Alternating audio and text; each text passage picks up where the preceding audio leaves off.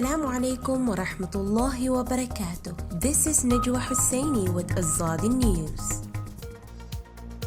UN resolution fails to adequately reflect on Rohingya crisis. Japan's refusal to sanction Burma undermines Biden's strategy.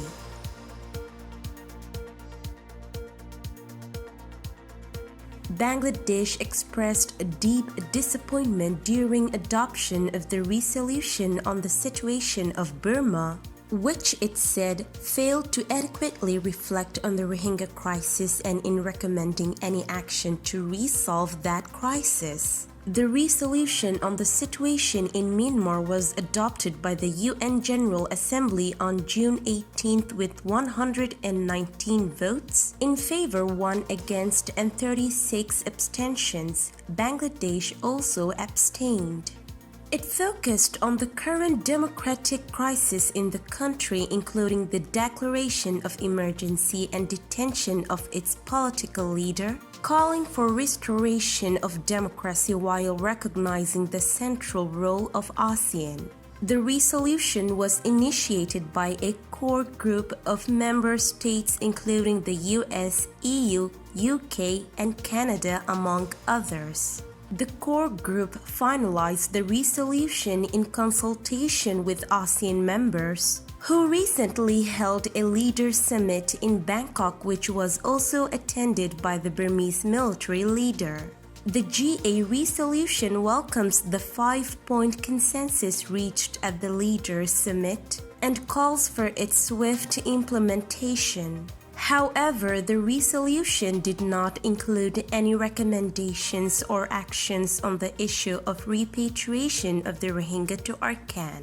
Neither does it recognize nor stress the need for creating a conducive environment in Arakan for the safe, sustainable, and dignified return, said Bangladesh's permanent mission to the UN in New York.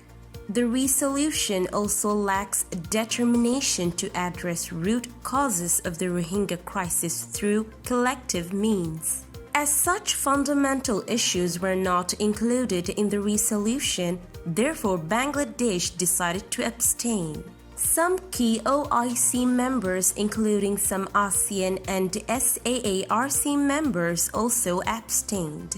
A large number of countries spoke after the adoption of the resolution, and they all commended Bangladesh's tremendous sacrifice and contribution in hosting the Rohingyas. Bangladesh ambassador to the UN Rabab Fatima, in her explanation of vote, expressed dismay at the resolution, which she said fell short of expectations and would be sending a wrong message. She said the failure of the international community in addressing the crisis creates a sense of impunity in Myanmar. It may be noted that this UNGA resolution, which has been initiated under the agenda item Prevention of Armed Conflict, is separate from the annual Third Committee resolution on the situation of human rights of the Rohingya Muslims and other minorities in Myanmar. The Third Committee resolution on the Rohingya is spearheaded by Bangladesh along with the OIC and the EU. It is usually tabled in October during the annual session of the UN General Assembly and enjoys strong support of the wider membership of the UN.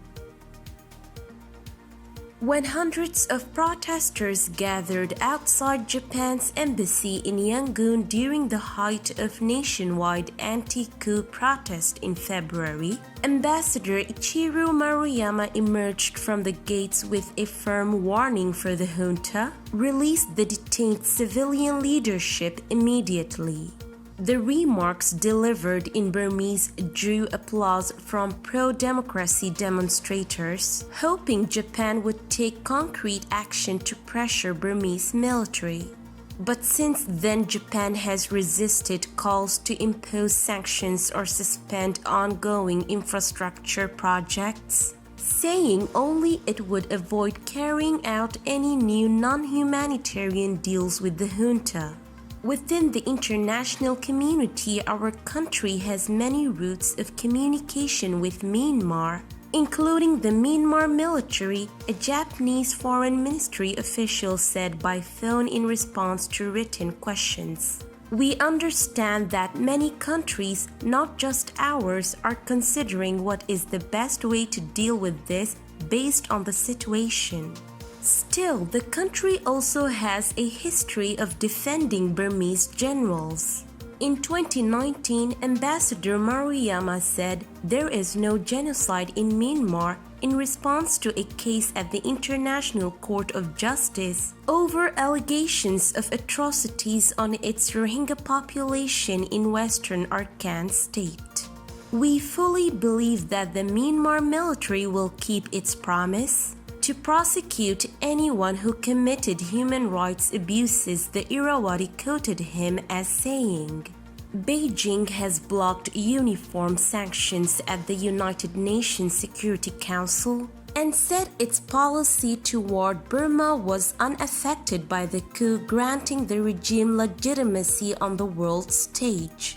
Given how much money they have put in and the fact that they see it as geo-economic competition with China, they are very hesitant to pull out, Simon Tay, chairman of the Singapore Institute of International Affairs, said regarding Japan.